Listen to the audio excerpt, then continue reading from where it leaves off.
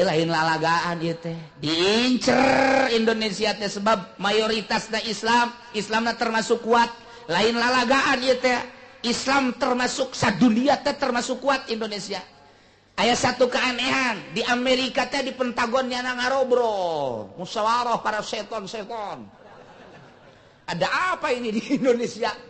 Geus sabaraha puluh tahun, geus sabaraha triliun nya ngabeakeun danana jang kristenisasi Indonesia ya, tapi tetep teger bae. Maut ieu col muncul deui. Maut ieu col muncul deui. Masyaallah, alhamdulillahirabbil alamin, sangkilang bobrok nagarana, rakyat nama tetep utuh. Diais kunyana. Nagarana, pemerintahanana, rakyatna tetep anti Amerika. Kajen deui kumaha ge, nu penting mah sarolat, gararaji, ibadah, geus biasa kitu. Pokoknya mah kayak ujung-ujungna mah tenang we, perang we kajen kumaha. Yakin jasa ieu mah perang jasa, yakin jasa. Lain 100% deui mah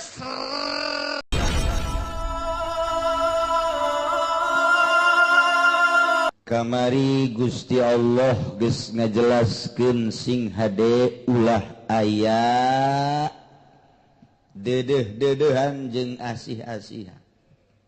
Larangan keras antara mukminin jeung kafirin. Aya larangan ulah nyieun pamimpin ti golongan Yahudi jeung Nasrani. Ulah bersama sakala. Ieu teh terus berjalan sampai yaumul qiyamah.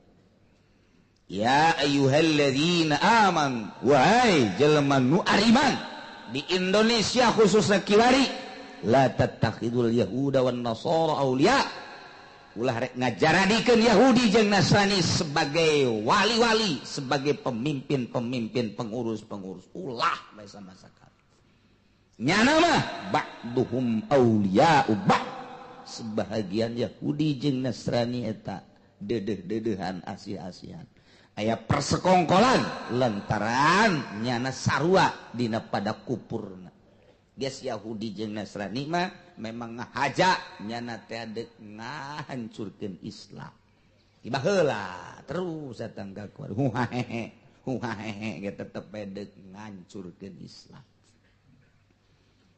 Zaman Kangjeng Nabi diutus datang ka kuari terus berusaha dibeakeun Islam.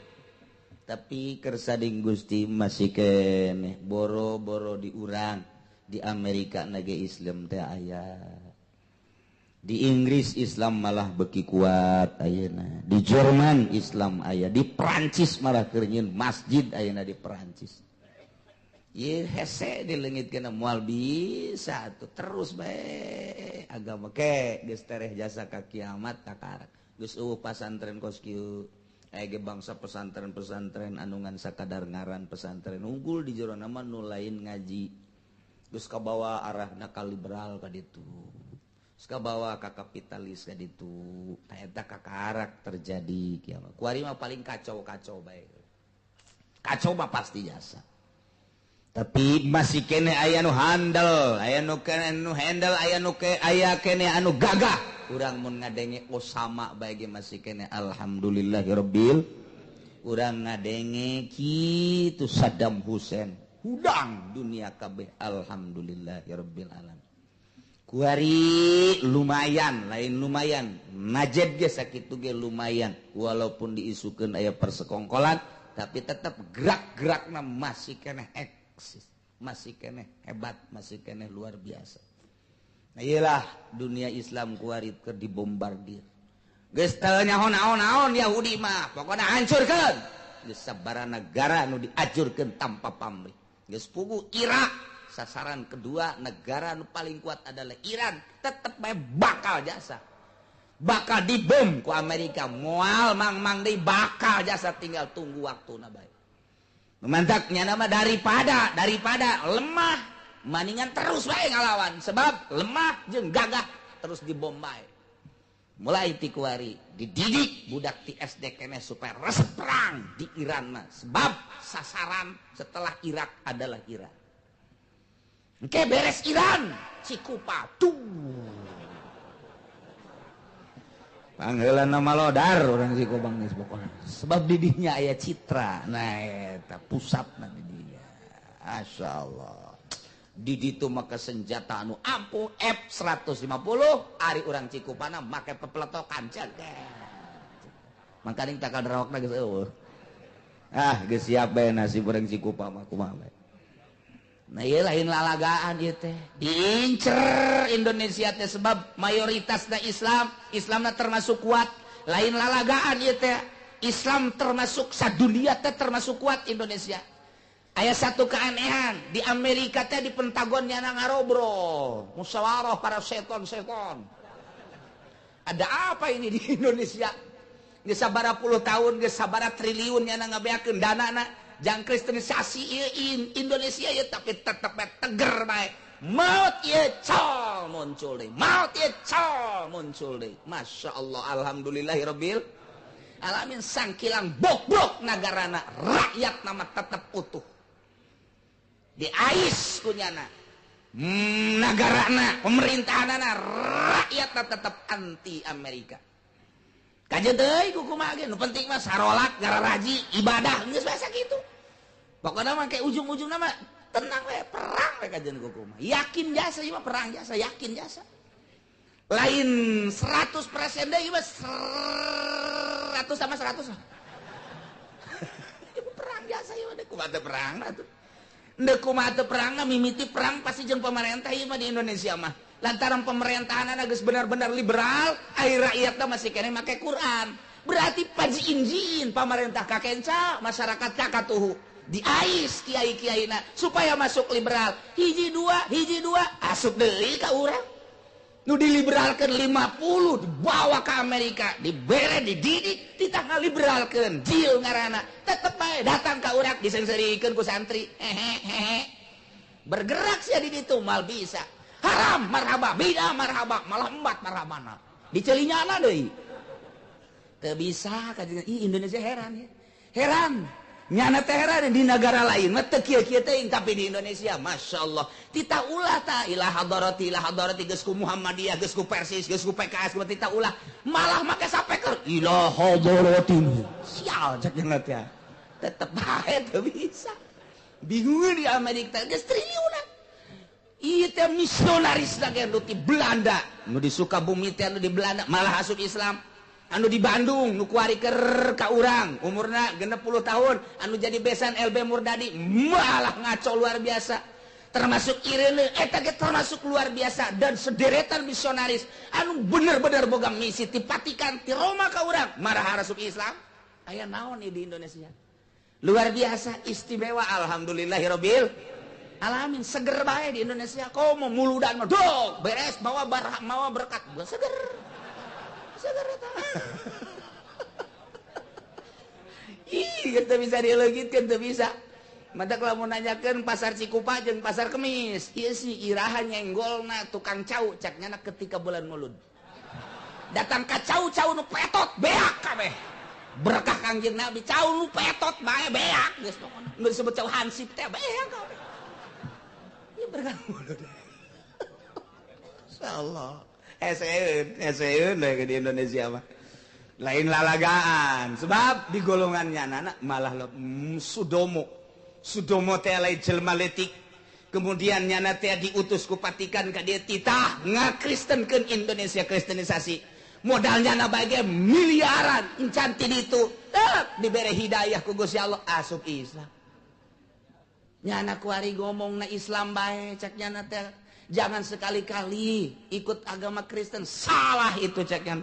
Salah. Komo imanu di Bandung teh Matius ngomong nage. Salah total orang yang masuk Kristen itu salah. Sebab tidak ada instruksi dari Tuhan bahwa Isa adalah Tuhan. Tidak ada. Tidak ada. Lamun dibacakan sejarah nanti memeh Kangjeng Nabi. Ti memeh Kangjeng Nabi 300 tahun sebelum Kangjeng 350 tahun sebelum Kangjeng Nabi eta teh aya itu perkumpulan dewan-dewan gereja ngabahas tentang ketuhanan yang asli. Dibahas bahwa Isa mah bukan Tuhan, dicerca langsung harus dituhankan. tak iya anu besar besar anu gede-gedean mah setelah Konstantinopel. Tak eta teh anu trinitas. Bapa adalah Tuhan, anak adalah Tuhan, Roh Kudus adalah Tuhan. Tetapi kita bingung katanya Tuhan itu kan satu. Maka yang tiga kita jadikan satu. Kumaha sih eta heran? Heran mah tilu jadi hiji. Nah, iyalah maka Konstantinopel teh aya tilu. Aya Konstantinopel 1 musyawarah pertama pada tahun sekian, yang kedua, yang ketiga. Nah, ieu kuari teh geus berjumlah 12 kali kumpulan gereja dunia. Jangan jangan mengkaburkan Tuhan yang asli. Tidak ada instruksi dari Allah bahwa Isa adalah Tuhan, tidak ada. Maryam adalah bukan Tuhan. Roh Kudus Jibril adalah bukan Tuhan. Di Injil asli nama Bibelna kos kitu tah kuari dipengkol-pengkolkeun. Sudomo nyana ngomong, Matius ngomong, dan berbagai misionaris nu baheula ngiristeunkeun Indonesia ngaromong salah itu. Coba gedengekeun pidatona. Nah iyalah nu mantap kurang aneh ieu kuari di urang teh Kristen teh berkembang padahal geus disalah-salahkeun, geus dilain-lainkeun. Aslina Injil mah Tuhan adalah Allah Subhanahu. Nabi Isa adalah seorang rasul utusannya, tidak berbeda dengan Kangjeng Nabi Muhammad sallallahu alaihi wasallam. Ngan kulantaran kerajaan kaisar kekaisaranana dek ditimbulkeun deui, sedangkeun cak Kangjeng Nabi la kaisara ba'dahu eueuh kaisar sabada paehna kaisar. Tidak ada cak Kangjeng Nabi la kaisara la kisra ba'da mauti. Tidak ada Kisra setelah mati Kisra. Cak Kangjeng Nabi bener ti Kangjeng Nabi eueuh kaisar jeung eueuh Kisra. Nah kadieu kakaisaran teh bahasa Kangjeng Nabi kaisar, di urang mah kaisar. Kekaisaran teh geus mentak hayang timbul deui melalui dewan-dewan gereja. Itulah disebut konsili. Konsili adalah kumpulan-kumpulan dewan-dewan gereja nek ngaburkan Tuhan anu asli. Terus ti mimiti kadua, katilu, kaopat, kalima, kagenep, katujuh. Nah setelah katujuh ti Paus Panas Yohanes nu kamari modar. Nah kuari timbul deui geus aya konsili anu kesekian kalina. Ieu kuari teh kuari keur mejeuna luar biasa, anu kunyana diulah-ulah zina, diulah-ulah seks, malah nyana kamari skandal seks. Nyanana pausna coba. Nu kunyana diulah-ulah, orang suci mah teu meunang jeung awewe. Ayeuna hudang? Bingung nyana, jadi jelema suci hayang tapi nu ieu hayang disucikeun deui. Masya Allah. Nah geuskeun bae eta mah urusannya anak dek nipu urang kama, dek nipu Al-Quran, dek nipu mukminin, pek urusannya anak. Urusannya anak, urusan urang mah urusan urang bae. Urang nu mayoritas Islam di Indonesia sing hade la tattakhidzu ulah ngajadikeun maraneh kabeh al yahuda wan nasara aulia. RT ulah Nasrani, RW ulah Nasrani, lurah camat ulah Yahudi Nasrani, bupati ulah Yahudi Nasrani, terus sampai presiden ulah. Alhamdulillah di urang mah teu pernah aya presiden Nasrani, teu pernah aya presiden Yahudi, teu pernah ngan diluhureun presiden aya. Aduh, leuwih parah tuh. Boneka-boneka na ieu di urang teh. Kitu memang keayaan Indonesia mah ieu mah sakadar nyaho bae. Asal nyaho bae bahwa negara urang mah dikuasai ku eta, ku bule. Nu kuari mah hideung. Tah di urang tetap Islam tapi berusaha nyana supaya ulah mengenal Al-Qur'an. Liberalkeun. Kapitaliskeun yeuh negara teh. Maka nini urang baheula ngomong ceng sing hade engke mah unggal masjid hiji gereja, hiji masjid hiji gereja, hiji masjid hiji gereja. Lain kasap nini urang lantaran penggede di luhur setelah berjuang ieu menandatangani demokrasi. Nah ieu demokrasi teh kos kieu ye. Ya, dengan hak asasi manusia HAM teu anggeus-anggeus urusanana tetep we nu gede makin gede nu leutik makin leutik nu gede ngegelek ka nu leutik nyepak ngikut ka nu leutik ieu adalah hampos ieu urusanana sapira hukum buatan manusia moal aya hukum nu paling jujur jeung adil kecuali nu boga hukumna nu nyieun hukum Allah Subhanahu wa ta'ala. Urang geus teu percaya ka hukum Al-Qur'an, malah percayaan ka hukum buatan manusia nu bisa digulak-gilakeun, nu taun ieu mah kieu, taun itu mah kitu. Buatan manusia eta nu ku urang dipercayai. Ai Qur'an mah nu paten ti Gusti Allah, urang kurang percaya. Kurang percaya, ngomong doang percaya, buktina teu dilaksanakeun. Buktina teu dilaksanakeun ieu teh. Eueuh hiji hukum anu tertera menang ti Al-Qur'anul Karim. Eueuh. Berarti negara orang teh bisa disebutkan negara bok-broking bok-brok. Jadi bok-brok bin bok-brok bin. Itu negara tapi orang nama alhamdulillahirabbil alami di tengah-tengah kebok-brokan negara lantaran nyata make Al-Qur'an berarti bok-brok teh make Al-Qur'an teh make buatan manusia di tengah-tengah kebok-brokan pemerintah tapi tetep bae anu dijadikeun wali ku Gusti Allah rakyat teh. Anu geus 12 kali jadi wali teh. Wali ayo dijadikan ulama solihin loba solihin dan lain-lain sebagainya iyalah di tengah-tengah kebok-brokan negara tapi alhamdulillahirabbil urang bisa ngadengikeun Al-Qur'an bisa ngajelaskeun Al-Qur'an bahkan anu make mah ih kajen teuing batur mah aing mah embung atuh aing kudu ambalayah mah geus tereh paeh kredit aing mah moal aing mah bunga bank aing mah moal gejeun teuing yang sia tah mah urusan ngamajukeun negara majukeun ku sia aing mah nyaho sadepa deui nyaho dua depa deui bakal paeh nu geus geus loba tah di Indonesia mah nu kos karar itu mantan pemerintah bae mantan DPR mantan pemerintah ngaromong kerja di pemerintah mah cedak kula aut-autan kiai kula mah hayang ieu tobat kumaha acarana tobat dibere ku kula jalan berarti kan eta di jero hate leutik namanya kerja di pemerintah ge ceurik leutik sabarang ceurik bertentangan camat bae ge loba nu bertentangan jeung nuranina sarua bupati ge di nuranina mah aing teh jalain ki didikan awal nama basic nama ieu teh alif jabar abe jabar ba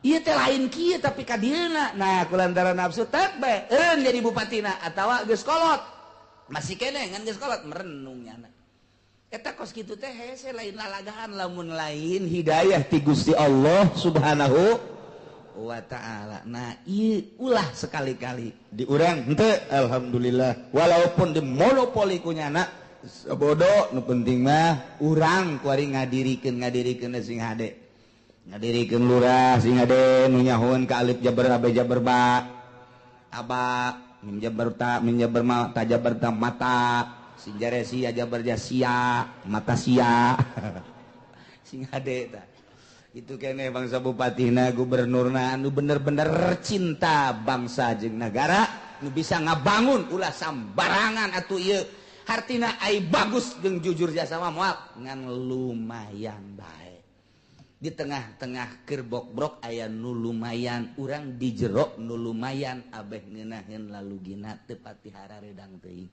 ka pasar ngeunaheun urus surat menyurat ka kantor aya nu ngurusan urang ngaji aman ka masjid berjamaah salat Jumat urang laluasa tah eta kos kitu tapan ngeunah di zaman Soeharto mapan kumaha gitu di zaman Soeharto loba itu instruksi-instruksi gereja anu dipuatkeun melalui dewan melalui Soeharto truk putusan kudu terjemah teh eta di zaman Soeharto Pak kudu instruksi anu Jumat teh macam-macam kuari geus ada perintah batin geus ada henteu deui alhamdulillah tinggal kitu jeung kitu nah iyalah ulah sakali-kali deui nyin pamimpin Nasrani jeung Yahudi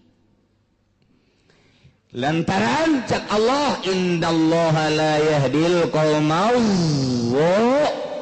jelema nu ngajadikeun pamimpin Yahudi jeung Nasrani zalim sedangkan cek Allah moal mere hidayah jeung petunjuk ka jelema nu zalim sing ade urang teh ulah termasuk jelema nu zalim fataral ladzina fi qulubihim maradun yusari'una fihim Muhammad anjeun bakal ningali ka jelema nu di jero hatena aya panyakitan iman aya lemah pertekadanan jeung keyakinan terhadap kepangeranan Allah jeung karasulan anjeun seperti Ki Abdullah bin Ubay anu bener-bener jadi tokoh munafik teu ieu bakal kadeu nyana engke gegeuraan nyalindung ka Yahudi jeung Nasrani nyana bakal ngajadikeun Yahudi sebagai pemimpin ninggalkeun anjeun yaquluna ngomongna nakhsha tusibana dairah krempan urang kabehan besi kakenaan ku bahaya ku bencana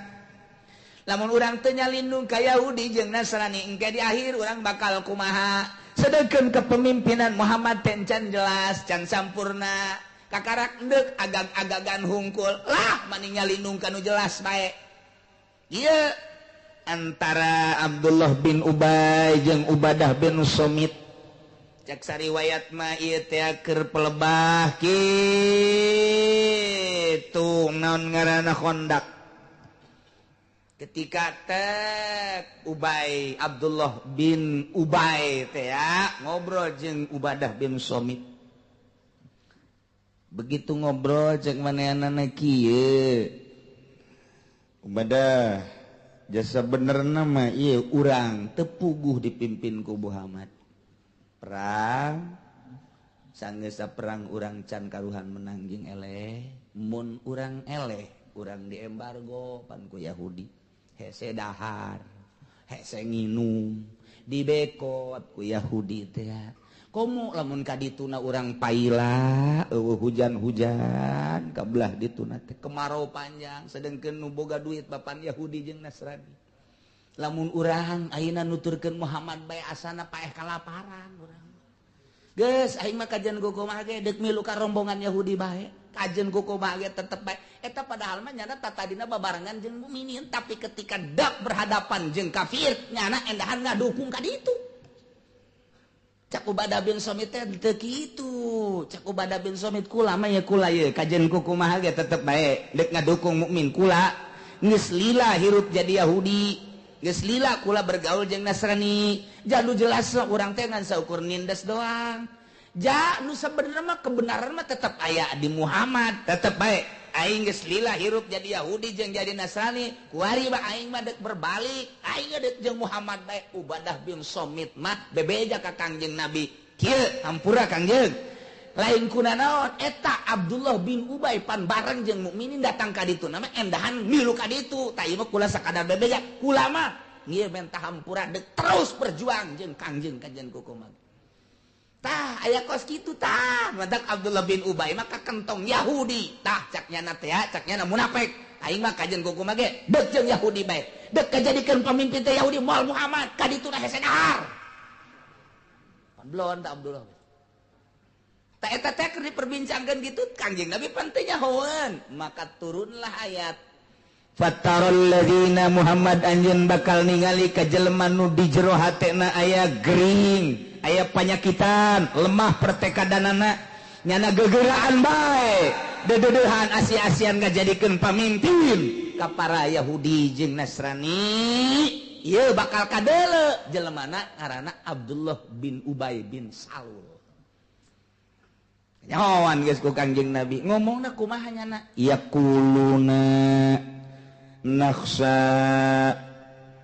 bari mentah hampura ya Kangjeng Nabi kami berbalik na ka Yahudi rombongan Abdullah bin Ubay kami berbalik da ka rombongan Yahudi teh ye kami teh rarempan antusibana dairah besing ke perputaran waktu aya paila kami lamun milu ka Yahudi mah deres we disuplai lamun perang eleh kami mah tetep bae pan dikucuran sedengkeun walayati amru Muhammadin can sampurna urusan Muhammad mah engke kaditu namun kami nuturkeun Muhammad fala yamiruna moal anu mere dahar nginum kami ke dibekot tah daripada kami dibekot di embargo maning kami mah milu ka rombongan Yahudi tarolol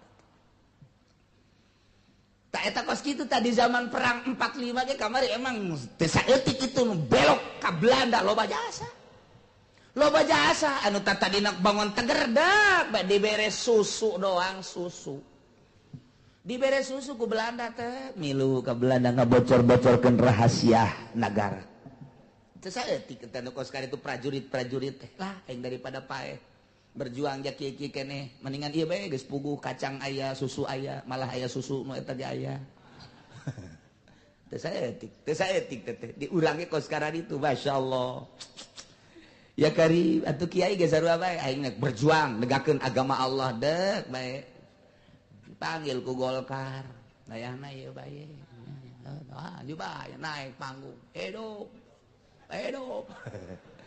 nu kamari mamawa takrib nu kamari mamawa riad gua hari mamawa anak map hidup pan eta teh ngahidup liberal ngaranna nu manta kiai ararembung ge lain teu bisa ngomong lain teu bisa naon jadi kos kitu teh ji pan aing ngagugulung Quran pan Quran mah bertolak belakang jeung eta demokrasi jadi Quran mah aya ge demokrasi teh di jero syariat ari ieu mah demokrasi teh jadi huluna jadi kadituna teh pan ieu teh pemerintahan pan lain Quran ai sapopoe nu dicekelan takrib jeung riad aya di panggung hedo sakallah ditolol teh kiai morosot baralik santri baralik geus lain Quran deui baralik kiai Golkar rata-rata muridna baralik kabeh nyana sok mikiran kunaonnya jaca aing cenah maca kitab gitu-gitu keneh ngajelaskeun gitu-gitu keneh hate sia kiai goblok emang golan pan ku sia teh dibilukeun hate sia ka demokrasi ham ka ditu pan nu dipabaca ku sia Quran disampaikeun ka santri Quran ai sia hidup-hidup tah eta Allah nalekeun tolol da budak ngagugulung Quran tapi anu dihidup-hidup gitu Amerika nu dihidup-hidup Belanda tolol sama kiai itu nu lain kiai oh nah memang pinarakaeun sia cak lain kiai sial atuh geus kumaha tah hidup-hidup kos kitu ieu mah keur carita hukum nu asli mah Al-Qur'an dibawa ku kiai dikitabkeun jadi takrib jadi riad kebelah dituna nu ku urang dibaca tadi kebelah dituna mah atuh ku Imam Syafi'i ayeuna ku jana ngan dibaca doang nu dipake eta kitabna salah tuh tanu mantak teu percaya ku masyarakat rukun wudu nu kaluar disungut kiai Golkar teu laku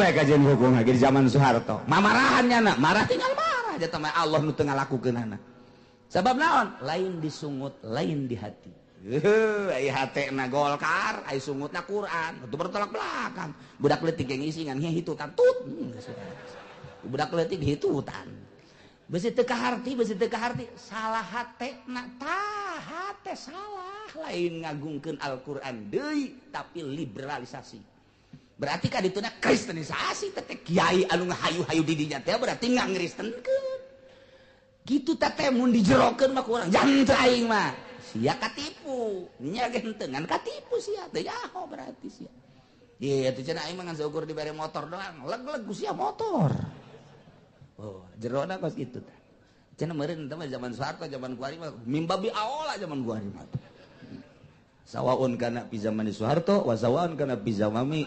SBY iya pada bae ge iya ge weh ora beda emang konon sia mah aduh juri kurang mau numpak kuda beureun ka dieu tah atuh ya isi mah kedel ngebengong konon ge ora iso ya ya Allah ya Rabbi Gusti tah namantak mangga bae endek mah ulah urang naon sababna aing disarekan ku atuh ku Gusti Allah los ya are endek los ai endek mah pek hayuh bae tuh sia ngagugulung nu koskara itu Qur'anna dibacakeun ka santrina tapi nyana ngahayu-hayu hukum menang manusia lamun nyaon kiaina tukang ibadah hudang ti peuting isin berarti lain di hati lain disebut isin atuh oh dibawa dipapageun make sedan woi dihidup-hidup ku masyarakat hidup kiai wah aing hebat cek dair naik kiai hidup nomor 2 hidup khairul umur ausatu aja kira teh bang bagusna tengahna aing awewe nu tengahna mah aja tolol teh kiai aduh sagada dipapageun dibere 3-4 juta eta Quran kunyana geus dilindes dileungitkeun mantak teu percaya lah daripada aing santri nyen yayasan aing. Emang orientasi ka dunia atau dunia bae terus. Pelumpatanan jeung pelampiasan nyen yayasan aing kajian kumaha ge. Sanawiyah aing pelampiasan lain berangkat tim mimiti dekat didik jelema nyen ibtidaiyah sanawiyah ale eta mah rada deres suka kitu mah. Eta nu pelampiasan. Santri aing baralik aing mah manjing nyen yayasan. Cek Allah tolol sia. Lain tobat ka aing. Endahan hayu gogolong ka situ. Beuki acur bae terus bae. Beuki bau. Bau maknawi aya di ambean mah tuh make minyak izeni. Maknawina hate jelema teu narima bau lantaran embung kanu bau-bau mah. Teu karasa lain tobat tambah leleb. Amun deuk make Al-Qur'an atuh bacakeun. Geus ngaraneh bae ka ditu. Tah nu sakola nu karuliah los kada ditu. Sok saya terus. Kenara ka moal kebeli paling 1000 tahun doang. Terus, ayo santri-santri teh ulah geus ngadoakeun bae supaya aman. Ayo kudu milu. Aduh, aing liwat dari tetetet. Ayo kiai sorban make udang-udang. Oh, ieu mah liwat keur kampanye. Gula mah liwat deuk. Deuk ka ieu mah terus make sorban, make jubah deui. Jubah mah para di salat, kiai tolol.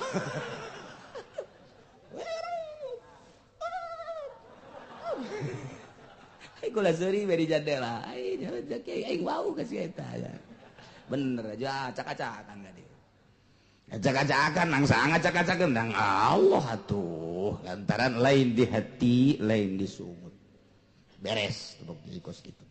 Geus lamun aya kiai nu hidup-hidupan kos kitu teu kudu didoakeun ku sasa. Uji ajur sorangan. Nafsan tusibana dairah. Kami manumantak ngadukung Yahudi ge lantaran rempan geus aya bencana datang. Paila teh eleh perang teh sedangkeun nuturkeun Muhammad macan jelas walayati Muhammadin. Geus kaditu namun kami aya kasusahan falaya miruna moal aya nu mere sogokan jeung daharan kadahareun jeung inuman atuh kami di embargo teu kuat mandak maningan milu ka Yahudi bae sakadar mikiran beuteung mah kos kitu. Mentak Allah fa'asallahu ayati bil fathi aw amrin min 'indi maka manawa Gusti Allah ka Gusti Allah mah ieu adalah merupakan suatu kepastian lantaran di mana Allah deuk ngadatangkeun kabagusan make bahasa paasa eta teh bahasa anu yakin jeung bahasa anu pasti. Jadi lain sakadar susuganan jeung boa-boa lain mamanawiyanan lain ngan bahasana bae fa'asa Allahu ayatia padahal manana teh yakin jeung pasti fa'asa Allahu ayatia pasti Allah bakal ngadatangkeun bil pati kalawan kemenangan. Lamun jelema memperjuangkeun agama total memperjuangkeun agama telurak lirik kana dunia, telurak lirik kana materi, telurak lirik kana makhluk. Fa'asallahu ayatiya bil pati pasti Allah bakal ngamenangkeun. Basi jasa ieu teh fa'asallahu ayatiya bil pati ngamenangkeun. Lantaran Kanjeng Nabi Izhari diri keur ngajelaskeun, keur ngaopenkeun, keur ngebrehkeun, ngalahirkeun agama Allah Subhanahu wa ta'ala. Pasti tapi ka Kanjeng Nabi teh dijelaskan fa'asallahu ayatiya bil fathi pasti Allah bakal mereka menangan ditulungan bin nasri li nabi dejakeun kitu Muhammad pasti ditulungan lantaran keur ngajelaskeun dakwah ngadakwahkeun nyampaikeun agama Allah nu asli ditulung ku Allah eta ka Kanjeng Nabi kuari ge sarua bae lamun ngajelaskeun anak lamun manehanana memang liilai kalimatilana beneran ditulungan ku Allah geus sabaraha kali dibunuh Osama bin Laden tetep bae ditulungan bae dan sederetan para wali-wali Allah di zaman kamari ieu zaman kejayaan Islam di zaman Raden Patah anu pohara jasa ditulungan terus kabelah dieuna eleh naon sababna ta lantaran izhar dina ieu setengah-setengah kiai bae kuari boku urang kiai di deuleuna setengah-setengah agama 50%, dunia 50%. Buktina ketika disogok daek. Ketika asup ka DPR jana kiai padahal mah geus lain ngagugulung agama deui.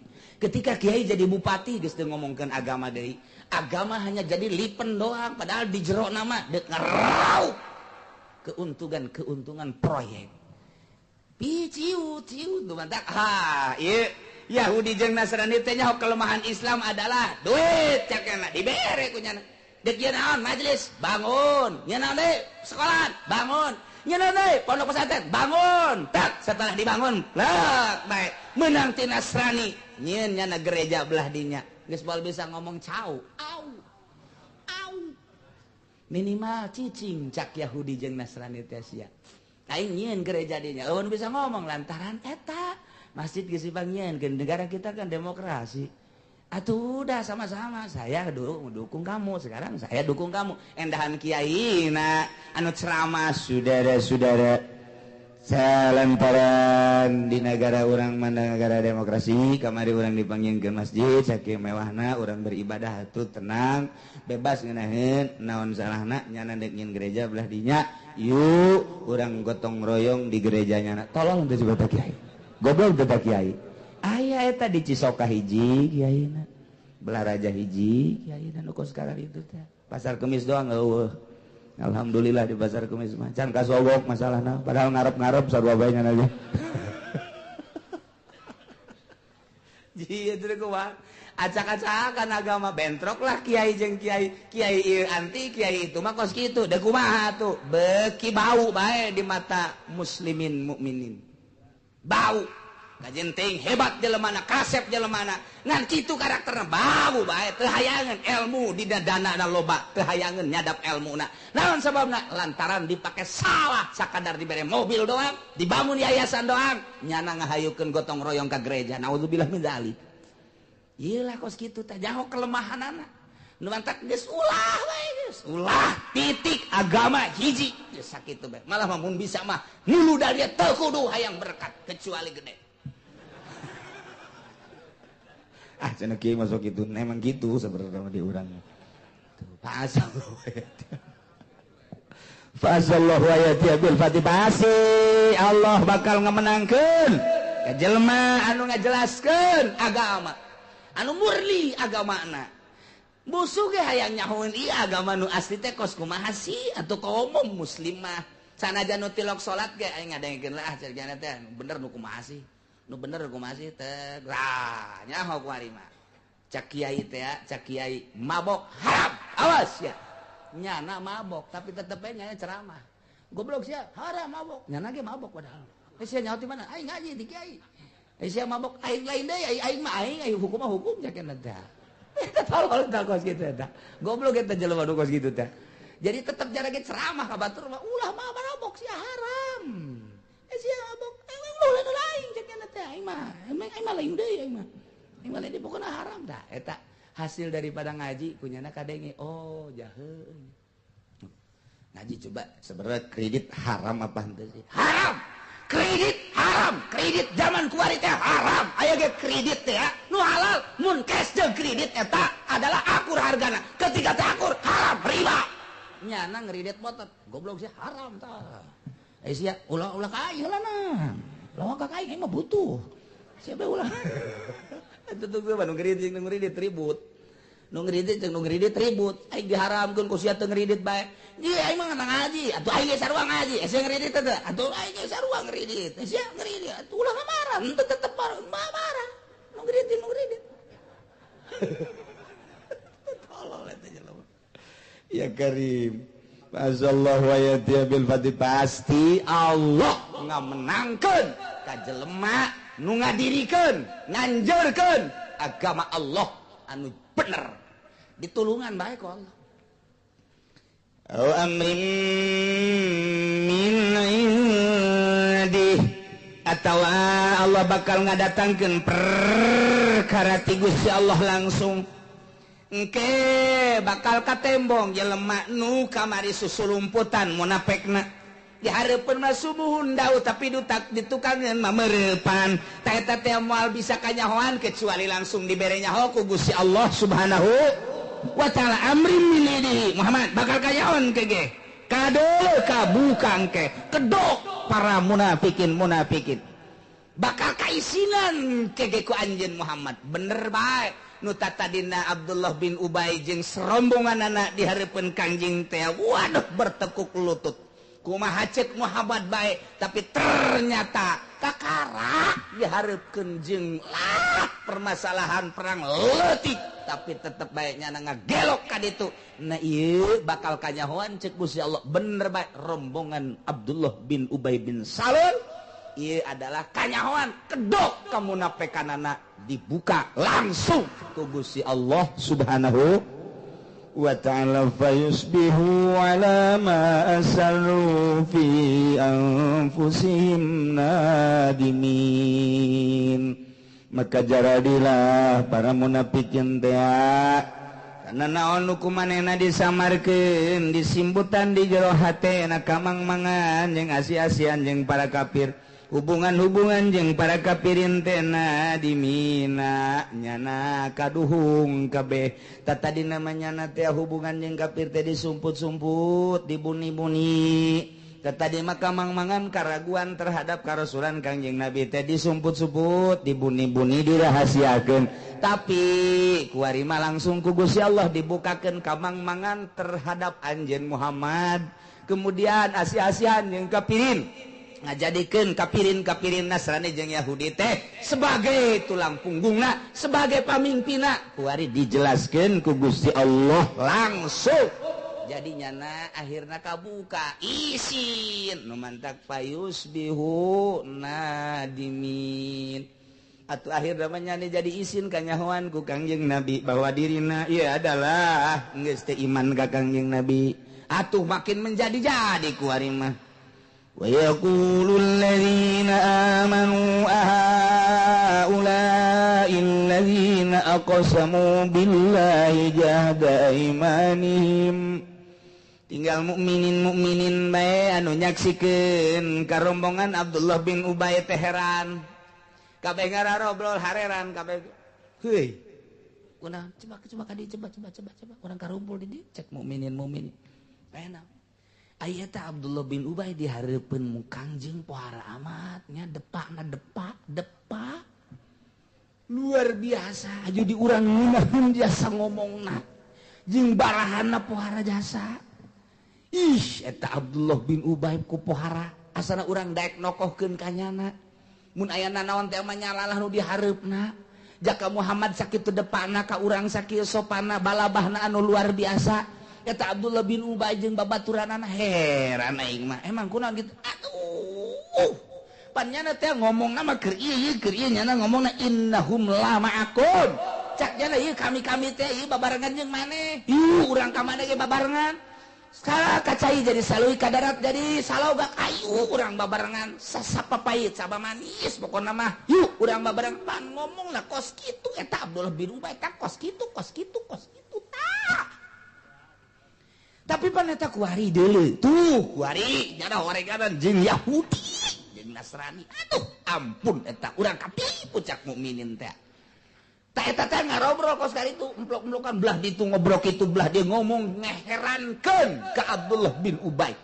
anu nyana teh anu sabenerna ka Abdullah bin Ubay daek dipimpin lain kunaon buageurna jeung sopan santuna pinterna nu luar biasa mun ku urang kadeuleu di hadapan Kangjeng Nabi masyaallah ngusruk depak tapi horenganan hatena ka ditu tah ieu teh deuk nyaritakeun ayat kaheran-heranan mukminin tingkah Abdullah bin Ubay mantak wa yaqul ladzina amanu nyarita jelema nu arariman libadihim kasawarehna ketika dibongkar kedokna para Yahudi tajubali heran ye aha ulail ladzina aqsamu billahi jahda aimanihim heran amat apa eta jelema-jelema eta anu tatadina sumpah jana teh ngumbar sumpah nu sumpah ge pohara jasa sumpah na gecak nyana teh innahum la ma'akum eta pan sumpah nyana sanyanya kami kabeh ieu adalah pendukung-pendukung muarane panjana sumpah make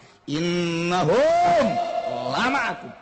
Iba bahasa mukminin, bahasanya nama kami, bahasa Abdullah bin Ubay nama kami teh ngadukung kamaran, ngadukung perjuangan Muhammad. Disapertikeun ku mukminin, heuy pancaknya teh cenah innahum lama'akum, nyana teh apan cenah deuk babarengan jeung urang ngomongna, tapi pan kuari ka di itu herannya. Aduh ampun tah ieu ngabahasakeun kaheran-heranan mukminin terhadap tingkah Abdullah bin Ubay jeung serombonganana. Munafik teh kos kitu. Dibuktikan ku ari ku urang, di urang kos kitu percis di urang ge. Percis jasa masyaallah eta si budak ai kapanggih keur naik motornya mendak hampir ngaguling motornya. Ku mendak-mendak nanya eta. Waduh luar biasa horenganan hate nama masyaallah. Kanyahoan kabeh ku. Ih eta sakitu bageurna. Hanas urang harita mendak dijadikeun pamimpin masjid pan ketua DKM horeng kos kitu horenganan. Tukanya hoannya ku urang katipu beh urang mah ngarobrol teteh tah munafik teh kos kitu mantak sing hade basa adu mendek nah handap teh sing hade soang beh soang mun keur anjeun kitu aya urang heo teh ka handap parek macok cok soang eta masyaallah teh soang ya karim we munafik teh atuh potongan soang orenganan ya Allah ya Rabbi tuh kan. Padahal lagi sumpah bin Ubay innahum ma'akum, tapi ternyata horenganan aduh ampun mentak habitat amaluhum fasbahu khasirin, hancurlah batallah pagawean aranjeunna nu baragus nu kamari babarengan jeung urang ngobrolkeun agama Islam, dakwah Islam, nyana teh ngadukung kana perjuangan Muhammad, kana katablegan Muhammad jeung urang babarengan eta teh kapan amal bagus, tapi ternyata horenganan nyana hulu ka Yahudi habitat a'maluhum, hancur total pagawean nyana amal nyana nu bararagus beak kabeh. Kulantaran sakitu atuh fasbahu khasirin. Jadilah rombongan Abdullah bin Ubay munafik teh jadi rarugi tararuna di dunyana, dihina-hina lantaran kedok-kedokna dibukakeun ku Kangjeng Nabi di hareupeun mukminin. Geus mukminin ge nyarahoeun ka kedokan dibuka, kedokna dibuka, tutupna dibuka, nyaok bahwanya munafik isin. Di akhirat ge disiksa ku Gusti Allah. Innal munafiqina fid darkil asfali minan nar. Sanyada jelema munafik bakal jadi kerak neraka. Naudzubillah min. Dalik mantak sing hade di lembur urang ge loba jasa. Aya hiji di hiji daerah dek nyin gereja. Kemudian kabeh menentang. Aya ustad dibere duit rada gede meureunanan. Ke masyarakat tuh tadina bagus jasa horenganan hatena ka ditu jawara onaman nyana mah teu ngadukung endahan ustad nu ngadukung. Berarti eta ustad munafik teh kos kitu teh. Munafik teh. Ustad eta ngaranna ustad munafik. Malah kiai deh, kiai mah ngadukung. Minimal atuh ulah mere support kiai mah. Minimal sukut bae atuh. Kadanan ku nang tangan mah deuk iraha deui atuh urang nang tangan kafir. Anu jelas can nu meujeulna di daerah urang mata aya pembangunan kos kitu teh. Lamun aya pembangunan gereja, masalahna lain sekedar gereja mah aya dewan gereja nyana mah bergerak melalui gereja. Beda jeung Islam, masjid teh hanya sekedar sup ngaji keluar, masalah. Anu bergerak di bidang dakwah adalah pondok pesantren. Aya gereja mah justru gereja, aya dewan gereja disebut aya konsili. Hartina perkumpulan dewan gereja nu sakupna aya nu internasional, aya nu nasional. Matak aya gereja bahayana gede jasa kiai make rekomendasi. Kiai Golkar teh. Izinnya anak kiai munafik. Kiai munafik kita lah kos kumaha sih? Naon nu dibabaca kunyana Quran. Pan urang teh ulah resep komo hidup mah bahaya jasa. Bahaya jasa kecuali urang geus jadi wali, kemudian urang jadi pamimpin, jadi gubernur urang teh atau urang jadi bupati. Nah, masuklah ke gereja lain dek ngadirikeun gereja, dakwahlah di jero gereja. Supaya gereja minimal ulah terlalu bergerak kadituna supaya arasup Islam. Apan eta teh tah nu kuari arasup Islam misionaris teh eta teh akibat aya gegeden asup ka gereja merelah petuah aya hidayah asup ka jero dadana konsulahnya na tek jeung para ulama-ulama 1 kali 2 kali 3 kali emang Allah deuk mere hidayah meureunana ternyata asup Islam awalna ieu teh penggede asup heula ka gereja milu heula dakwah di jero gereja.